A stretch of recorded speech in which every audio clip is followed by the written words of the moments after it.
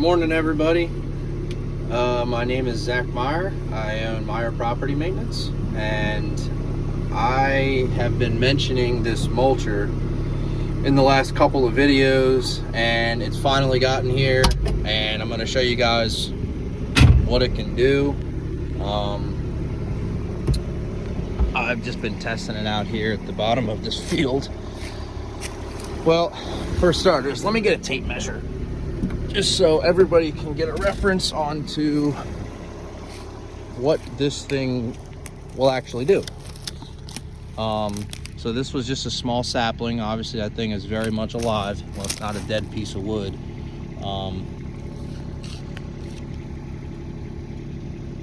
That's, you know, a 5-inch piece, maybe a little bit less. And it took that thing out without a problem. And then I was working on this thing just to see. That thing's probably closer to 6, but it just eats this stuff right up. Anything, you know, 3.5 inches or under, it's going down. Here it is set up on my 302.7. This came from Fern Tree. It's a Simatech DHL 80. So these aren't actual mulching teeth, these are flail teeth. And just to give you a reference, I'm not a little guy. That's my fist. It's about my fist length. And it just tears right through this stuff.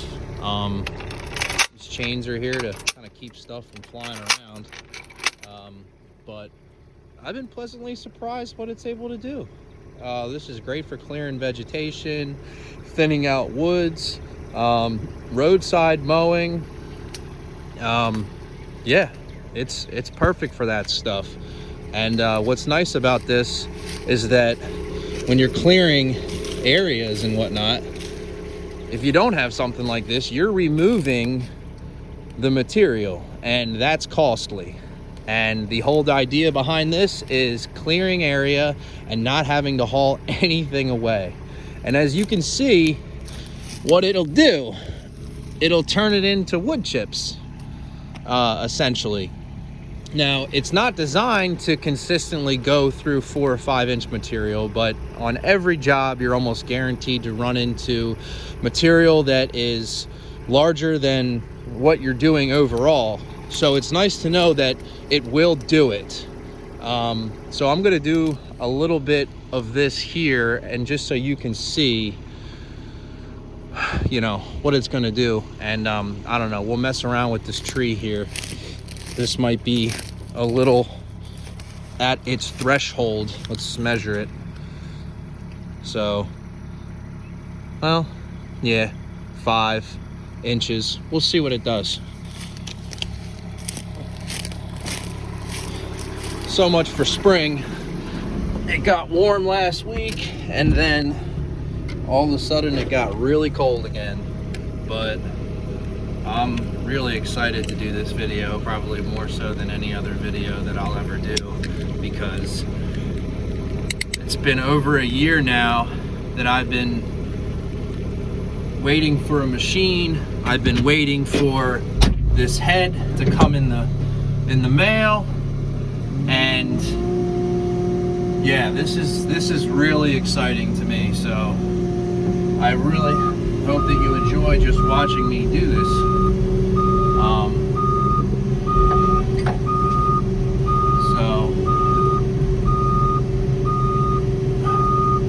This machine produces 17 gallons per minute, and for guys in the business, they know what gallons per minute is. Hydraulic gallons per minute. The how much flow is going to those lines. Now this is rated right around 15 gallons per minute is its threshold at 2,500 revolutions per minute. I actually am gonna order a laser digital RPM tachometer thing, and basically what it'll do is that it'll just tell me how many rotations I'm getting in a single minute, so I can just be sure that I'm right at the threshold.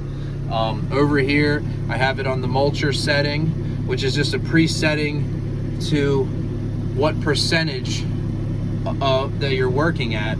I have it at 60%, and it seems to do pretty well at 60. When you bump it up, you get a lot of vibration, and that's just telling me, I'm assuming, I don't know 100%, but that's telling me that you're right at how many revolutions this thing should be spinning, because you're going to put wear and tear on, you know, bearings and such. But yeah, anyway, enough of me talking or whatever. I'm sure the second people you click and start watching this video, you're going to say, just mulch the damn tree. So let's see what we can do here. So I have continuous flow. I just hold the toggle down for about 3 seconds, and then she'll start spinning. Sorry, there's going to be a little bit of vibration. I don't really think there's anything that I can really do about it, but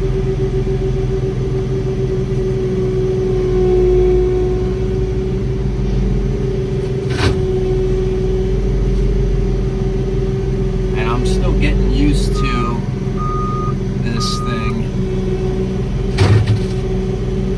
Like I said, this isn't an actual mulcher. For guys who know what a mulcher is, this is like a flail mower on steroids, basically.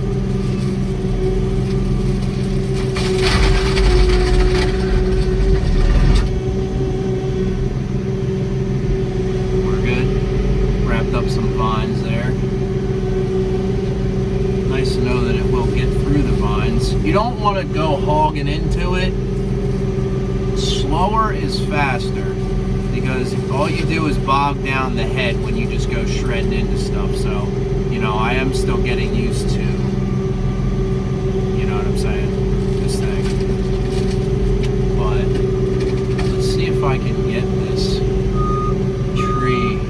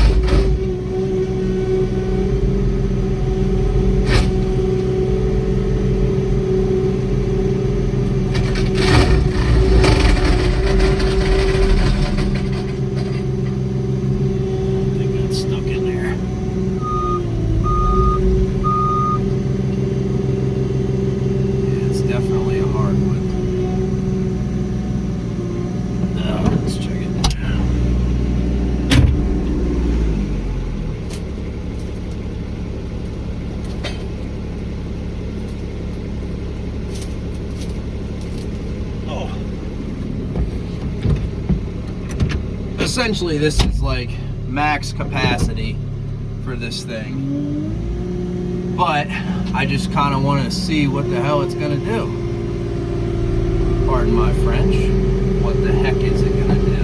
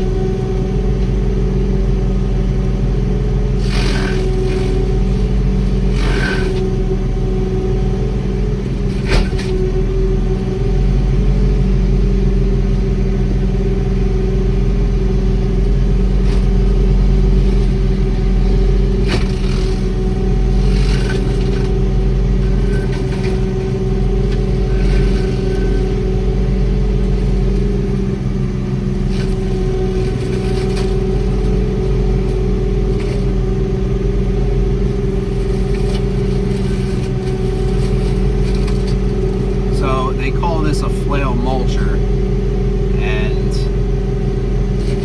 because it's more along the lines of both, some flail cutters definitely won't rip through this.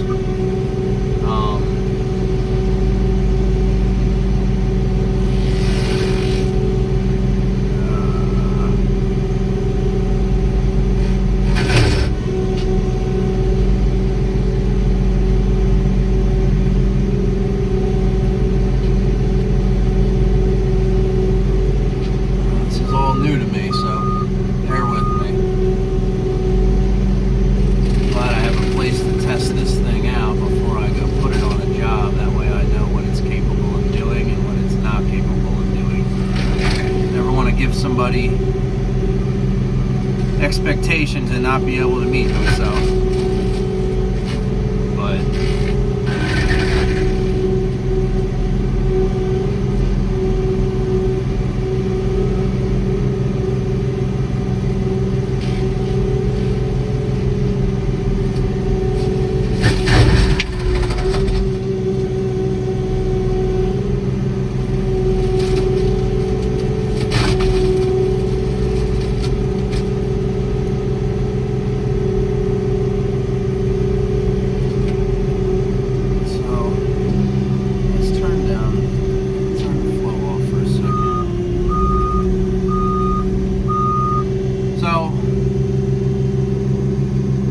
it is, you know, honestly, the thing probably altogether weighs about 500 pounds.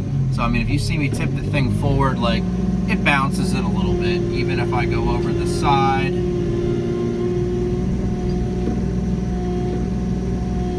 Nothing. Doesn't really jerk this thing around like you would think. It's pretty stable. So, I'm just going to try this. I'm going to bump the flow up to 70%, and I think that's a little overkill, but let's just see if it's any more productive. So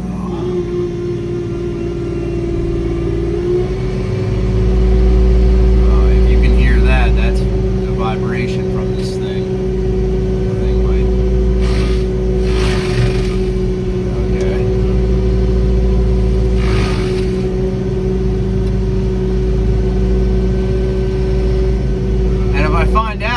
I can run this thing on 70. I just have to check the revolutions per minute. Oh yeah, I think it was right in that shit.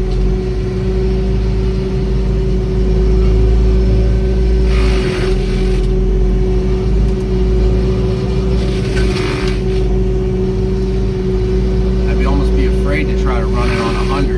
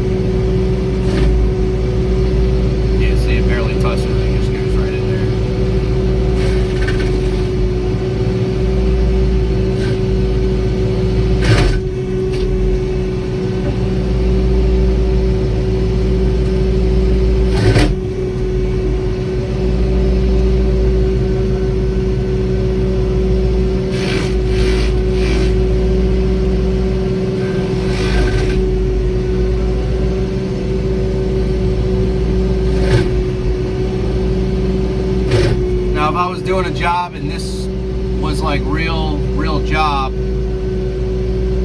I don't know what I would do. I would maybe remove this thing with just a chainsaw or whatever, just whack it down.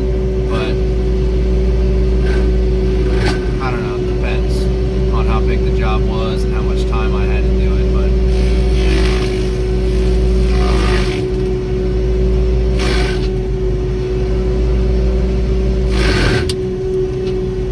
good thing to be in an enclosed cab, because I did have a couple of pieces come back and hit the glass.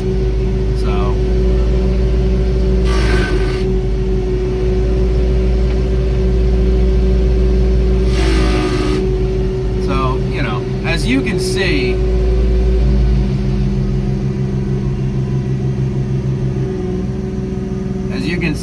it will do some damage. You know, that's like a 5-inch, you know, situation there. You know, if we're doing, you know, a job, you know, and this might be involved, you know, I might cut that one down. But anything under, you know, like 4 inches or whatever, I don't think I'll have an issue taking out. Let's I guess there's some other stuff down here. Let's go check that out. This is I'm at my shop right now. My landlord's, he's pretty awesome. He just kind of lets me do whatever. He says he's happy to have it gone, whatever stuff is here. So, but let's go down here and do something lighter, and then it should go right through, which is this little cluster of stuff. Now, there is a handful of, like, I guess, property markers down here. But they own, like, their property is to the left, and then they own my shop as well, so now it's all one. But here, these are perfect examples right here, actually. Super perfect examples.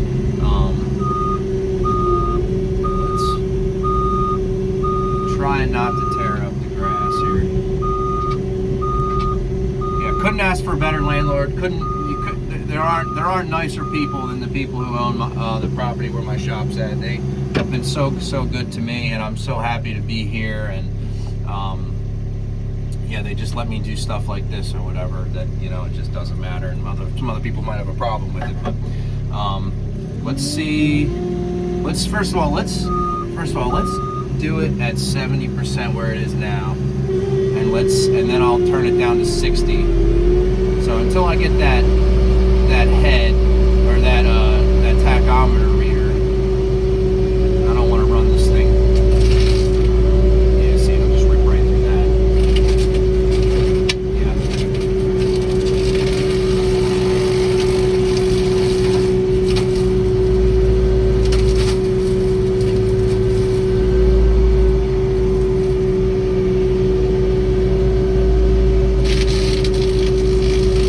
Oh, yeah.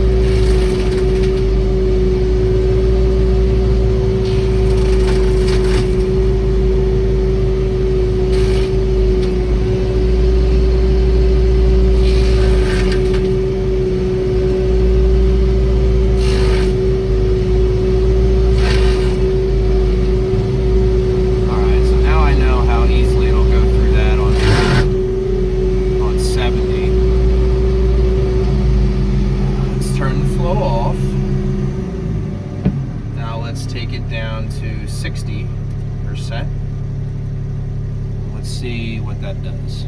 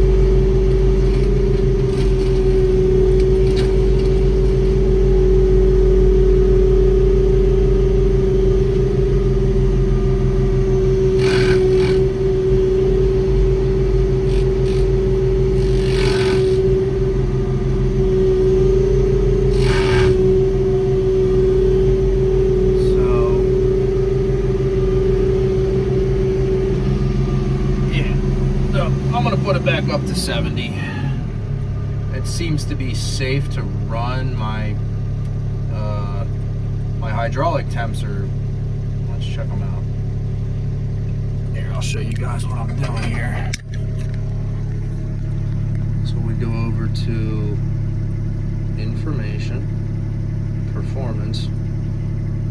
There you go. Hydraulic oil temperature 97 degrees. 160 is like, really, you don't want to be above that. Yeah, so the temperature's staying cool. Let's just get out and let's just check out. Kill the hydraulics, so this thing cannot and will not turn on while I'm over here. Impossible. I don't feel any excessive heat. That's normal. Normal. I can put my hand on it, that's a good thing. I don't feel any excessive heat on this thing. So that's a good thing. So, yeah. This is like a new toy for me. I love this stuff. This is awesome. This is fun to me. Some people might think it's kind of boring, but this is fun. Let's just measure this thing real quick. So, yeah, that's a 3-inch piece, and it just rolled right through that thing. This is probably, yes, maybe a little bit more. We'll give it a shot. We'll see what it'll do. I'll clean this up here, and then we'll see what we got with this one back here. And then I'm gonna cut this video off, but this is a good demonstration purpose for all the guys who told me that I was spending a lot of money on a giant weed whacker. That's what I was told. Now, yeah, you want to compare it to, you know, a 305 or 306 or Cat 309 with a real head on there. Yeah, it's not much comparison, but let's be honest, this is a smaller machine. The productivity that the thing has is, I think it's pretty damn impressive, to be honest with you. I don't really think that there's anything you could say bad. I mean, this is a really better alternative to you know, spending, you know, you're talking well over $100 grand between machine and head. This head was $6,500. This machine was north of 50, and I mean, come on, you know, what more can you ask for that kind of money. Let's get this thing going here.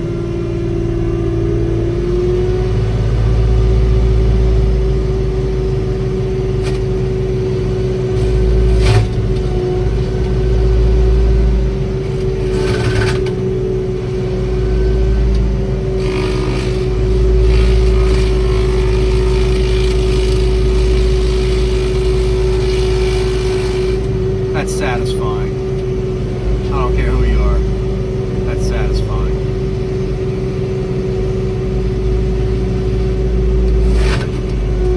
Zip right through that thing.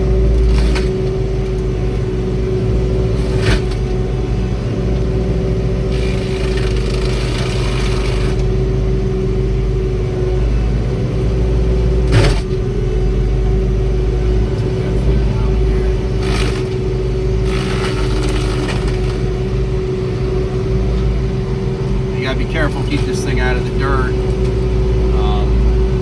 This is just there's like a bunch of rocks in front of me, or I would move forward, but this is good right here. It's a good distance for me. I'd say you're probably about 12 feet away from the cab, maybe a little bit more.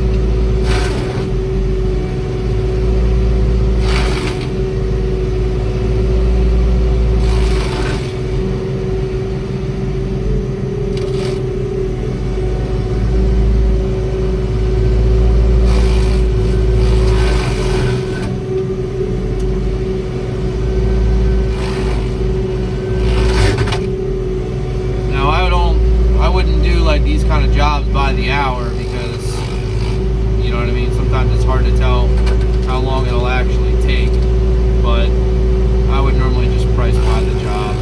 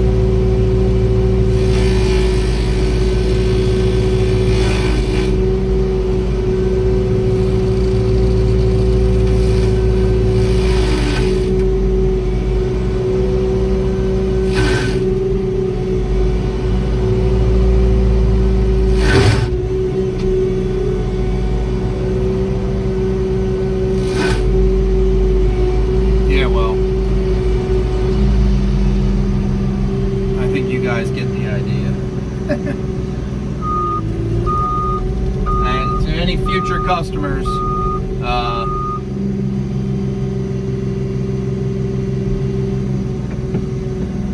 I promise to make sure that, you know, if we are clearing an area such as, you know, something similar to this, or if you have just some crap in the backyard that you're just trying to clean up, you know, I'll make sure that, you know, everything would be flush with the ground. It takes more time to dig stuff out. So you know, it all depends on what your preference is or what you're trying to do with the area. But just to kind of keep it from getting, you know, overrun and looking like crap, you know what I mean, this is a really good alternative. So, you know, for like a regular job that would take me like, you know, like a full 8-hour day, I'd be charging like anywhere between, you know, $1,200 and $1,400. But that all depends on the denseness of the material, like, you know, how thick the material is, what kind of, you know, saplings or trees, like what are they. That all is really factored into how I would price, you know, like a brush clearing job. And if it's really light material and it's not a lot of stress on the machine, and I know that I can blow through it in less than 8 hours, I'll probably charge you a little less. I'm only going to charge you for my time. Everybody knows fuel's not exactly really cheap right now. So, but thank you for watching and checking this out. I'm sure there's going to be a lot of people out there that are going to be interested in this. And I'll probably do a little short video or something for like a Facebook like thing for them to run on the news feed. Try to get some business. But yeah, please like, share, subscribe. You know, I'm new to the YouTube thing, and you know, like this, you know, I'm new to this machine here. I'm not new to running machinery, but I'm new to this machine, new to this head. Obviously, this is the first day that I've been able to use it, but I'm excited to use it.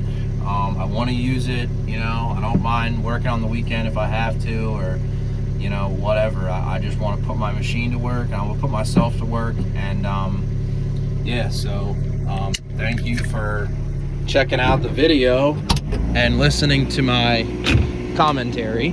I'll just give you one more look at it.